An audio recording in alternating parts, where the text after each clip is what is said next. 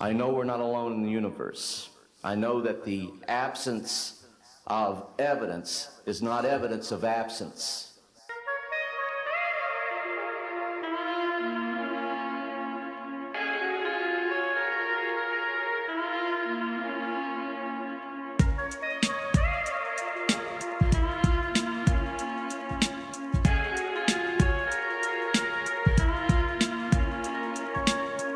My name is Carl Wolf, and I was a precision electronics photographic repairman with a top secret crypto clearance in the United States Air Force. I was stationed at Langley Air Force Base in Virginia. In 1965, in mid-1965, I was loaned to the Lunar Orbiter project at NASA on Langley Field. Dr. Colley was in charge of that project. They had problems with a piece of electronic equipment that was bottlenecking their production of photographs. I went to the facility, and when I walked into the facility, there were scientists from all over the world. I was stunned, actually, to see people at a NASA project from all over the world. It didn't make any sense to me initially. I was taken into the laboratory where the equipment was malfunctioning. I couldn't repair it in the dark. I asked to have it removed. Airman second class was in the dark room at that time. I was also an airman second class. I was interested in how the whole process functioned, how the data got from the lunar orbiter to the laboratory. I asked the young man if he described the process to me. He did. About 30 minutes into the process, he said to me, in a very distressed way, by the way, we've discovered a base on the backside of the moon. And then he proceeded to put photographs down in front of me, and clearly in these photographs were structures, mushroom-shaped buildings, spherical buildings, and towers. And at that point, I was very concerned because I knew we were working in compartmentalized security. He had breached security, and I was actually frightened at that moment. And I did not question him any further. And a few moments later, someone did come into the room. I worked there for 3 more days, and I remember going home and naively thinking, I can't wait to hear about this on the evening news. And here it is, more than 30 years later, and I hope we hear about it tonight. And I will testify under oath before Congress that what I'm saying is the truth. A lot of people talk about conspiracies over a shadow government. I'm willing to testify before Congress that these black operations do exist. I nearly became part of it. But I saw the light, I think. Or was it? And I got out.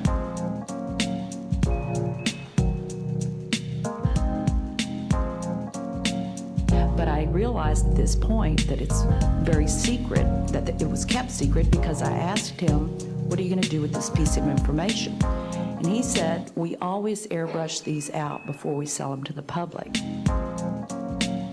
But the fact that there were 3 discs at that exhibit, these discs were hovering off the floor without any visible means of support.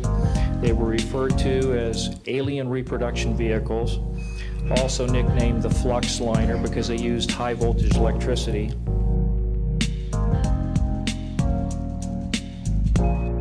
I just want to know if anybody at the UN is looking into this.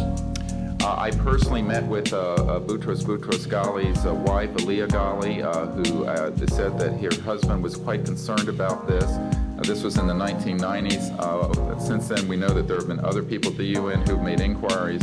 The problem is the UN has no mandate to deal with this. It needs to be given a mandate from its constituent member nations. And I think that the public and the member nations need to ask that the United Nations get involved with this. This is an international peace issue and an international security issue, and it should be taken up by the UN Security Council. And of course, we are recommending that as well.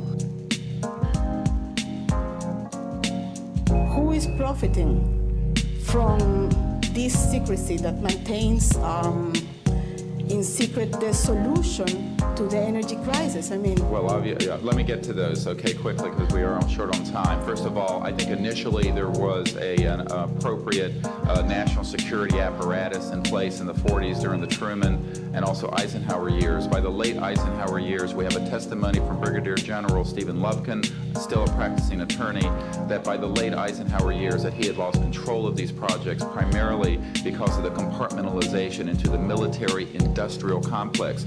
Operative word industrial.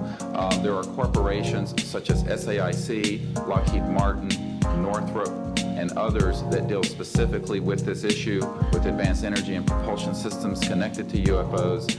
And I think that what has happened, from the best we can tell, from insiders that have briefed me for now about 8 years, is that we have lost control of these projects from a constitutional law perspective because the infrastructure within military intelligence and corporate channels is so well funded and so complex and labyrinthine that there are compartments within compartments within compartments. And the people who are in the Congress who make inquiries, and in fact, President Clinton, when he made inquiries, were simply denied access, as you heard earlier that President Carter was denied access. On your other question, I would say that in terms of profiting from the status quo, big oil.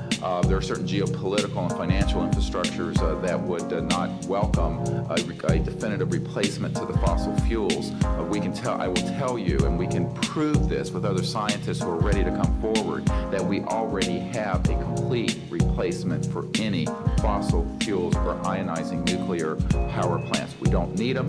We haven't needed them. Probably have not needed them since the time I was born. Now, of course, this is a major issue. You're talking a multi-trillion-dollar global infrastructure change. And so this does hit the alarm bells at the National Security Council economics area. However, what is more serious to the national security? Keeping the status quo or letting ourselves go into a global ecosystem collapse and running out of fossil fuels and having massive rolling blackouts, not just in California, but globally. We have got to do something about this, and soon, and that's why we are advocating open hearings in the Congress. I know we're not alone in the universe. I know that the absence of evidence is not evidence of absence. It's evidence that has been denied to the American people.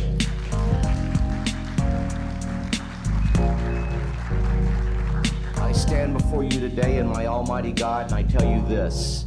If Congress calls me in and says, will you testify in detail what you know, I stand here today prepared and ready to do just that. Governments must never lie to the people for no reason.